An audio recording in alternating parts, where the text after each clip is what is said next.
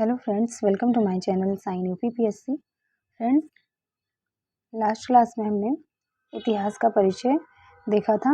आज हम इतिहास का विभाजन देखते हैं, जिसमें से हम प्रागैतिहासिक काल के बारे में पढ़ेंगे, आधे ऐतिहासिक काल के बारे में पढ़ेंगे और ऐतिहासिक काल के बारे में पढ़ेंगे। ओके, चलिए आइए स्टार्ट करते हैं।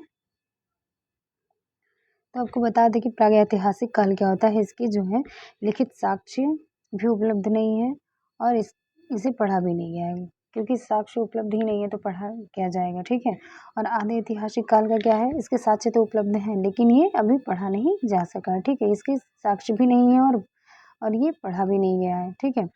और ऐतिहासिक काल का है, इसके साक्ष्य भी उपलब्ध है और इसे पढ़ा भी गया है। ठीक है। बहुत सारे ऐतिहासिक साहित्यिक स्रोत हैं और बहुत सारे विदेश यात्री हैं। ठीक है। तो उनकी जो रचनाएं वगैरह हैं, उनसे हमें ऐतिहासिक काल के बारे में जानकारी मिलती है। चलिए आगे देखते हैं प्रागैतिहासिक काल को। ठीक है। इसका देख लेते हैं कि इस काल का इतिहास पूर्णतः पुरातात्विक साक्ष्यों से ही ज्ञात होता है, क्योंकि इस काल का कोई लिखित साक्ष्य उपलब्ध नहीं है। अभी आपको मैंने बताया। ठीक है। तो आइए इसका आगे डिटेल देख लेते हैं।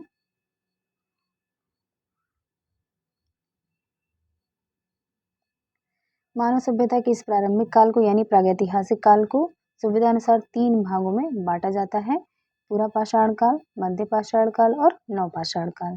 ठीक है। कुछ पॉइंट्स हैं, चलिए देख लेते हैं। इंपॉर्टेंट पॉइंट है जो बार बार क्वेश्चन आते हैं यहाँ से।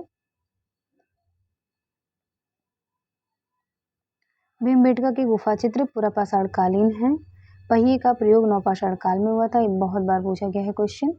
ठीक है। और कृषि का आविष्कार नवपाषाण काल में हुआ था। तो दोनों ही चीजें आपकी, पहिए का आविष्कार और कृषि का आविष्कार। ठीक है।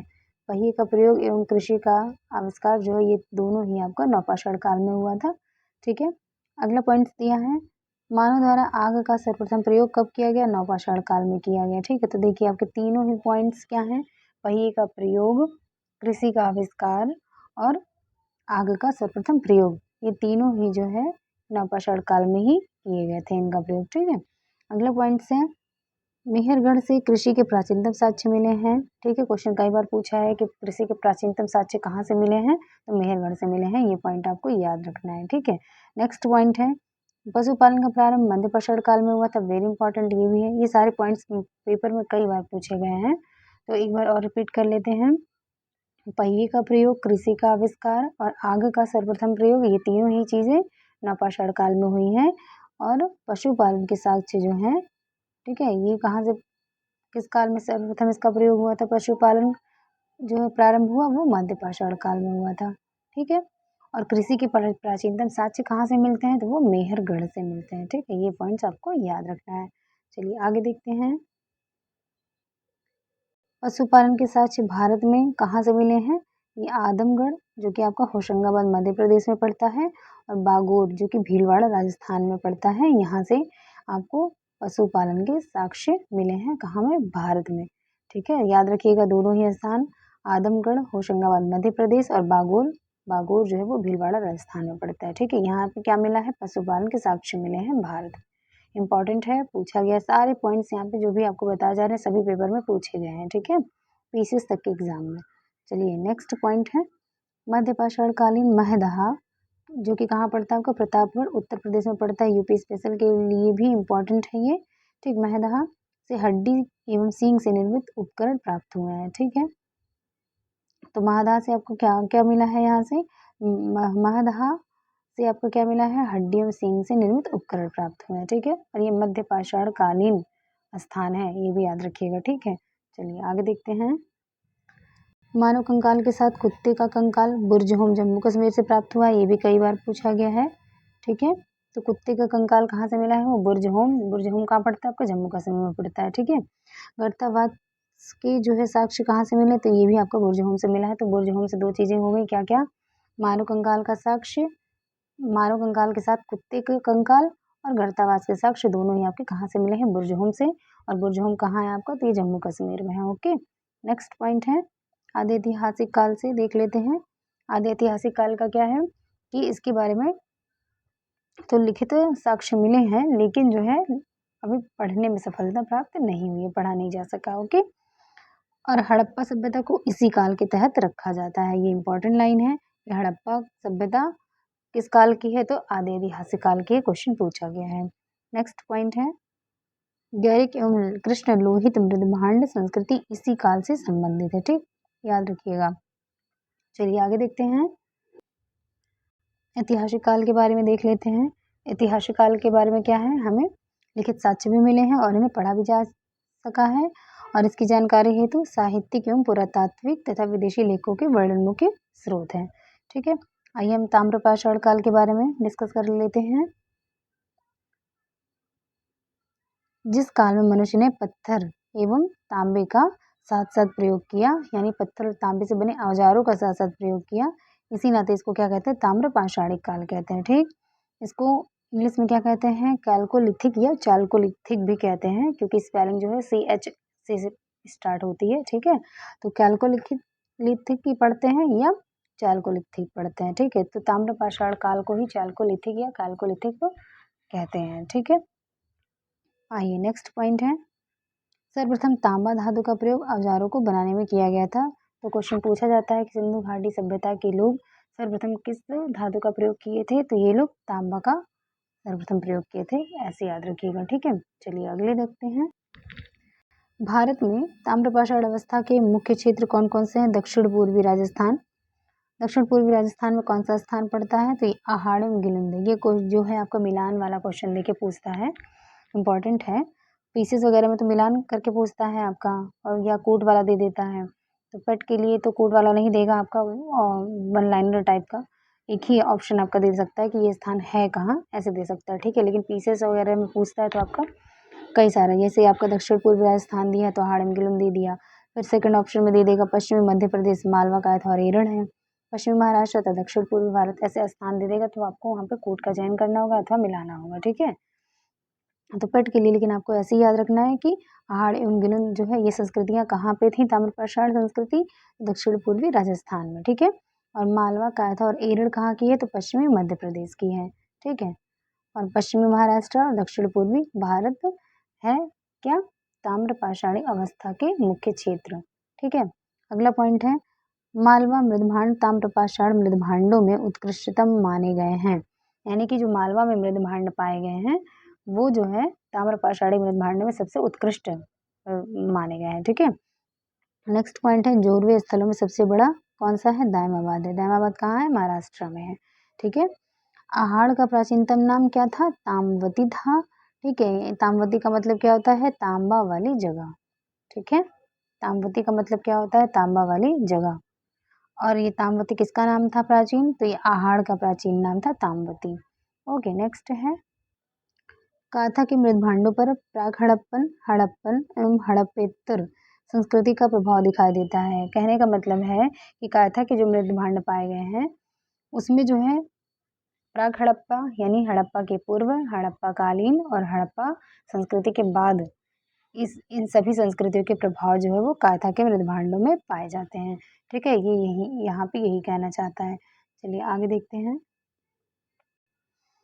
सभी ताम्रपाषाण समुदाय चाकू पर बने काले व लाल मृदभांडों का प्रयोग करते थे। ठीक है, यानी ताम्रपाषाण समुदाय के लोग चाकू पर बने काले व लाल मृदभांडों का प्रयोग करते थे। ठीक है, यहाँ पे नोट करके दिया इंपॉर्टेंट पॉइंट है कि मानव द्वारा सर्वप्रथम जो कौन सी धातु प्रयोग की गई थी, तो तांबा के बाद कांसा, उसके बाद लोहा धातु का प्रयोग किया गया क्रमशः। ठीक है, आइए स्टार्ट करते हैं सिंधु सभ्यता यानी हड़प्पा सभ्यता के बारे में।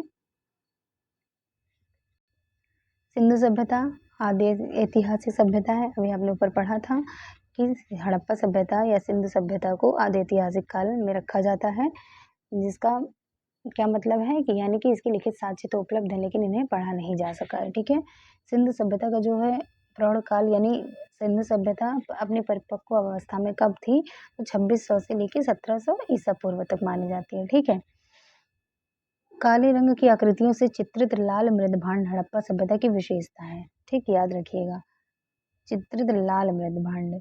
ठीक है, और मृदभांड जो है वो लाल कलर का है और उस पर काले रंग की आकृतियां बनाई गई हैं। ठीक है, काले कलर से उसमें विभिन्न आकृतियां बनाई गई हैं। ठीक है, आगे देख इंपॉर्टेंट पॉइंट यहाँ देखिए दिया है सिंधु सभ्यता का सर्वाधिक पूरा स्थल हिंडन नदी के किनारे आलमगीरपुर जिला मेरठ उत्तर प्रदेश में पड़ता है। और पश्चिमी पूरा स्थल दाशकिर नदी के किनारे स्थित सुतकांगेडोर जो कि बलूचिस्तान आपका पाकिस्तान में पड़ता है। उत्तरी पूरा स्थल चिनाब नदी के तट पर अखनूर के निकट मांडा जो कि जम्मू कश्मीर में है तथा दक्षिणी पूरा स्थल गोदावरी नदी के तट पर दायमाबाद जिला अहमदनगर महाराष्ट्र में है। ठीक है, तो सिंधु सभ्यता का जो विस्तार था वो इस तरह से था। ठीक है, तो पूर्व में वही कह रहा है, पूर्व में आपका क्या है, आलमगीरपुर मेरठ, ठीक है, जिला, और हिंडन नदी के किनारे है। और आपका वेस्ट यानी पश्चिम में क्या है, तो ये आपका सुतकांगेडोर बलूचिस्तान जो कि आपका पाकिस्तान में पड़ता है। और आपका नॉर्थ में जो है वो जम्मू कश्मीर मांडा, ठीक है, और कौन सी नदी के तट पर है, तो चिनाब नदी के तट पर है। और दक्षिण यानी साउथ में क्या है, तो साउथ में आपका क्या पड़ता है, ये गोदावरी नदी के तट पर क्या है आपका, दायमाबाद महाराष्ट्र, जो कि कहाँ है, अहमदनगर महाराष्ट्र में। ठीक है, चलिए आगे देखते हैं। कई बार पूछा है कि सिंधु सभ्यता एक नगरीय सभ्यता थी, इंपॉर्टेंट लाइन है।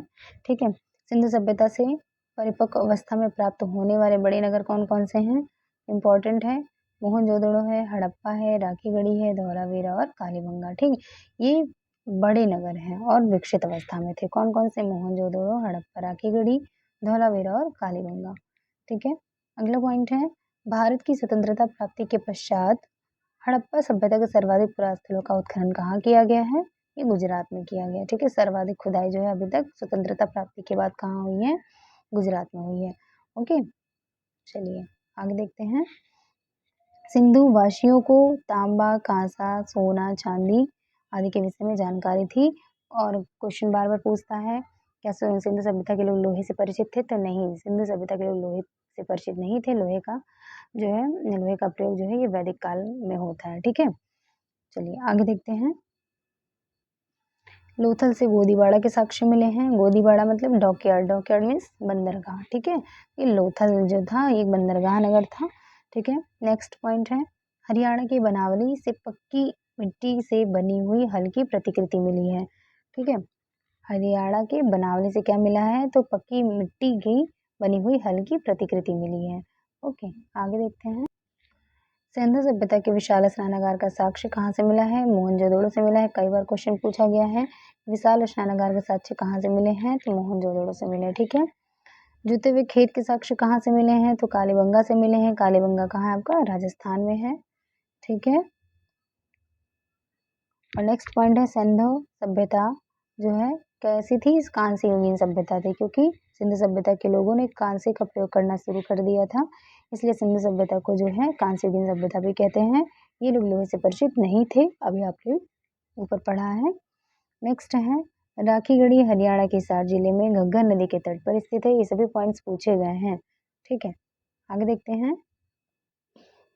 सिंधु घाटी के लोग पशुपति शिव की भी पूजा करते थे। इसका प्रमाण मोहनजोदड़ो से प्राप्त हो एक मुहर है जिस पर योगी की आकृति बनी हुई है। ठीक है, तो क्वेश्चन पूछा जा सकता है कि योगी की आकृति बनी हुई मुहर कहाँ से मिली है, मोहनजोदड़ो से मिली है। ठीक, या पशुपति शिव की पूजा के साक्ष्य कहाँ से मिलते हैं, मोहनजोदड़ो से मिलते हैं। ठीक है, ऐसे पॉइंट्स जो है आप याद रखिएगा। ठीक, चलिए अगला पॉइंट है, उस योगी के जो आपकी सिंधु सभ्यता से पशुपति की प्रतिमा मिली है, ठीक है, जिस पर योगी की आकृति बनी है, उस योगी के दाईं ओर कौन कौन है, योगी की दाईं ओर बाघ और हाथी हैं तथा बाईं ओर कौन है, गैंडा और भैंसा है। ठीक है, याद रखिएगा, दाईं ओर क्या है, बाघ और हाथी है, और बाईं ओर गैंडा और भैंसा है। अगला पॉइंट है, मार्शल महोदय ने इसे रुद्र शिव से संबंधित किया है।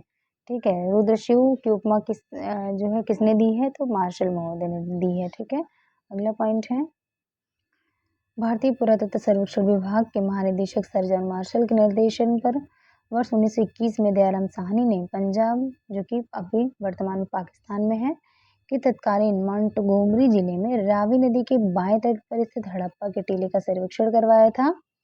ठीक है,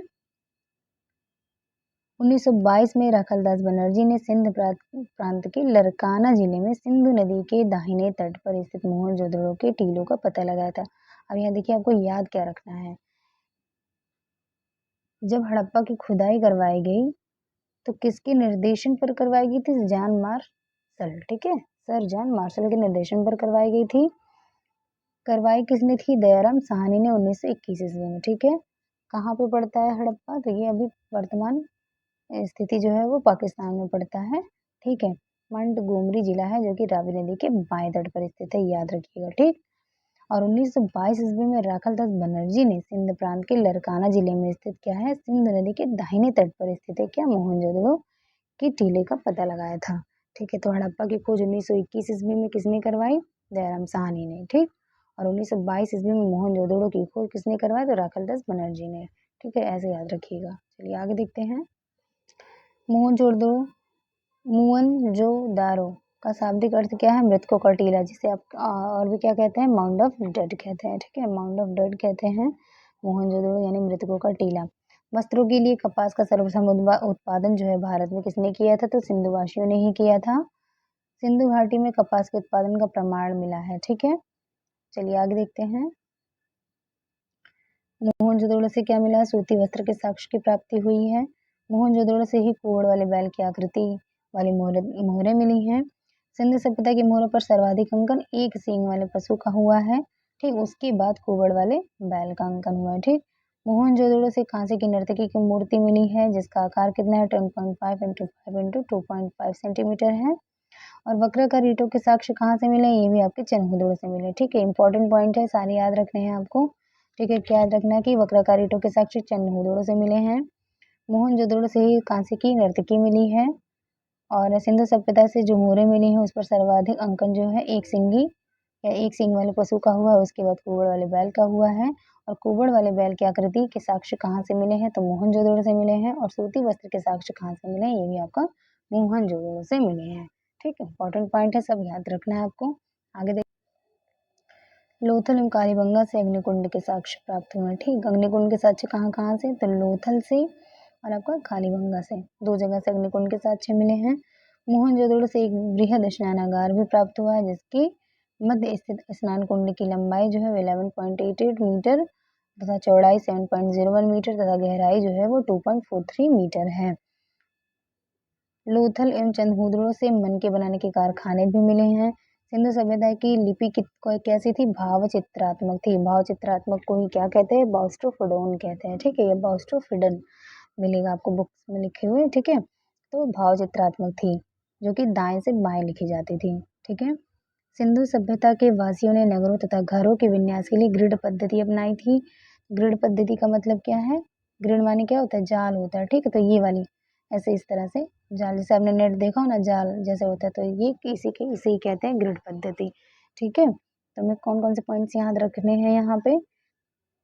सिंधु सभ्यता की लिपि कैसी थी? भाव चित्रात्मक थी। और मन के बनाने के कारखाने लोथल और चंदहुदड़ो से मिले हैं। बृहद स्नानागार कहाँ से मिला? मोहनजोदड़ो से मिला, ठीक। और लोथल और कालीबंगा से अग्निकुंड के साक्ष्य मिले हैं, ठीक। और सिंधु सभ्यता के वासियों ने नगरों और घरों के विन्यास के लिए कौन सी पद्धति अपनाई थी? तो ग्रिड पद्धति अपनाई थी, ओके। आगे देखते हैं। घरों की खिड़कियां और दरवाजे मुख्य सड़क पर न खुलकर गली की ओर खुलते थे।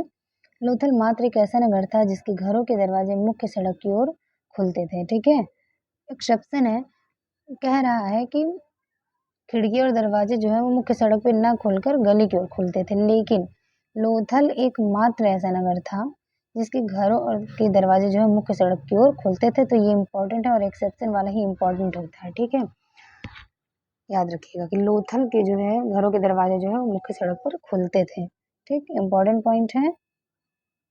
नेक्स्ट है, सिंधु सभ्यता में मुख्य फसल क्या थी? गेहूं और जौ थी। रंगपुर एवं लोथल से धान के भूसे के साक्ष्य मिले हैं जिससे धान की खेती के प्रमाण का साक्ष्य मिलता है, ठीक है, प्रमाण मिलता है। मेसोपोटामिया के अभिलेखों में मेलुहा शब्द का उल्लेख मिलता है जिसका आशय सिंधु सभ्यता से ही है, ठीक। आगे है, सिंधु सभ्यता वासी मातृ देवी को उर्वरता की देवी के रूप में पूजा करते थे, याद रखिएगा।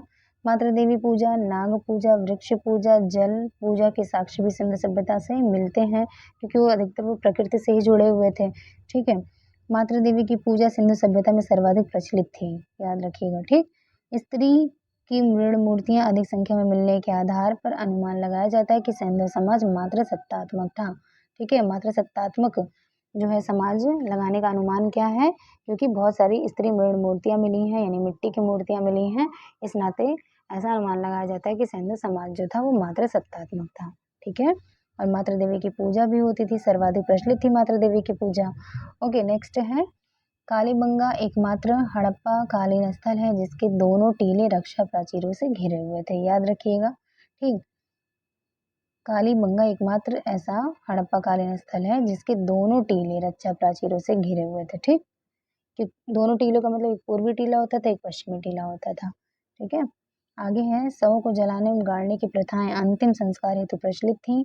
लोथल से 3 एवं कालीबंगा से 1 युगल समाधियों के साक्ष्य मिले हैं, याद रखिएगा कि लोथल से 3 एवं कालीबंगा से 1 युगल समाधि के साक्ष्य मिले हैं। ओके, आगे है, आइए इम्पोर्टेंट पॉइंट है, देख लेते हैं कि सिंधु सभ्यता के पतन के कारण क्या थे और कौन से विद्वान किसका जो है कारण कौन मानते हैं। ठीक है। तो जलवायु परिवर्तन को सिंधु सभ्यता का पतन का कारण कौन मानता है, ऑरल स्टाइन मानते हैं, इम्पोर्टेंट है। भूतात्विक परिवर्तन कौन मानता है, एम आर साहनी मानते हैं। प्राकृतिक आपदा कौन मानता है, कैनेडी मानते हैं। ठीक है। बाढ़ को कौन मानता है, मैक्यूम मार्शल मानते हैं। आर्यों का आक्रमण गार्डन चार्लिन व्हीलर मानते हैं। और प्रशासनिक शिथिलता को कौन मानता है, जॉन मार्शल मानते हैं। ओके, नेक्स्ट है हड़प्पाकालीन नदियों के किनारे बसे नगर को देख लेते हैं। वेरी वेरी इंपॉर्टेंट है, अक्सर एग्जाम में यहाँ से क्वेश्चन आ ही जाता है। ठीक है, तो चलिए देख लेते हैं, सबके सब इंपॉर्टेंट है। हड़प्पा जो है वो रावी नदी के तट पर है, रोपड़ सतलज नदी के तट पर है, लोथल भोगवा नदी के तट पर है, सुतका कोह सादिकौर नदी के तट पर है, रंगपुर भादर या मादर नदी के तट पर है, कुड़ाल जो है सरस्वती नदी के तट पर है, बनावली सरस्वती के तट पर है, और भगवानपुरा ये भी सरस्वती नदी के तट पर है। तो 3 आपके हो गए कौन कौन से, कुड़ाल, बनावली और भगवानपुरा, ये तीनों ही जो है ये सरस्वती नदी के तट पर स्थित हैं। ठीक, तीनों। ओके, आगे है आमरी जो है ये सिंधु नदी के तट पर है। इसके अलावा मोहनजोदड़ो सिंधु नदी के तट पर है, कालीबंगा घग्गर नदी के तट पर है, सुतकांगेडोर जो है दास्क नदी के तट पर है, आलमगीरपुर मेरठ में पड़ता है, हिंडन नदी के तट पर है, कोटदीजी सिंधु नदी के तट पर है, चनहुदड़ो भी सिंधु नदी के तट पर है, मांडा चिनाब नदी के तट पर है, दायमाबाद प्रवरा नदी के तट पर है, और राखीगढ़ी आपका घग्गर नदी के तट पर है। ठीक है, जो कि आपका हरियाणा में पड़ता है। ओके, नेक्स्ट है प्रमुख धातु एवं प्राप्ति स्थल देख लेते हैं सिंधु सभ्यता में, इम्पोर्टेंट है। तो कच्चे माल के रूप में धातुएं कहाँ से प्राप्त होती थी, कौन कौन से स्थल से, तो तांबा जो है ये खेतड़ी राजस्थान एवं बलूचिस्तान से, ठीक है, प्राप्त होता था। लाजवर्द ये बदख्शां अफगानिस्तान से प्राप्त होता था, इंपॉर्टेंट है, पूछा गया है आपका। फिरोजा और टिन जो है ईरान से प्राप्त होता था। चांदी जो है वो राजस्थान की जावर एवं अजमेर की खानों से तथा अफगानिस्तान एवं ईरान से, ठीक है, प्राप्त होता था। और सीसा जो है वो अफगानिस्तान से प्राप्त होता था। शिलाजीत हिमालय से प्राप्त होता था, और गोमेद जो है वो गुजरात से प्राप्त होता था। ओके, चलिए एक बार हम चलिए रिपीट कर लेते हैं सारे पॉइंट्स को। ठीक है, जो तांबा है वो राजस्थान के खेतड़ी खान से एवं बलूचिस्तान से प्राप्त होता था। लाजवल बदख्शा से जो कि अफगानिस्तान में पड़ता है प्राप्त होता था। फिरोजा और टिन जो है ईरान से प्राप्त होता था। चांदी राजस्थान के जावर एवं अजमेर की खानों से तथा अफगानिस्तान एवं ईरान से प्राप्त होता था। सीसा जो है अफगानिस्तान से प्राप्त होता था। शिलाजीत हिमालय से प्राप्त होता था, और गोमेद जो है गुजरात से प्राप्त होता था। ओके, आइए भी देख लेते हैं, एक बार रिपीट कर लेते हैं।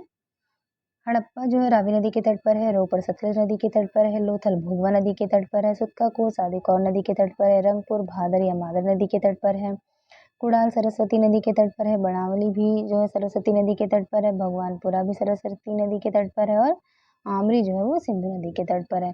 इसके अलावा मोहनजोदड़ो भी सिंधु नदी के तट पर है, कालीबंगा घग्गर नदी के तट पर है, सुतका कोट दाश्क नदी के तट पर है, आलमगीरपुर हिंडन नदी के तट पर है, कोटदीजी सिंधु नदी के तट पर है, चनहुदड़ो सिंधु नदी के तट पर है, मांडा चिनाब नदी के तट पर है, दायमाबाद प्रवरा नदी के तट पर है, और राखीगढ़ी घग्गर नदी के तट पर है।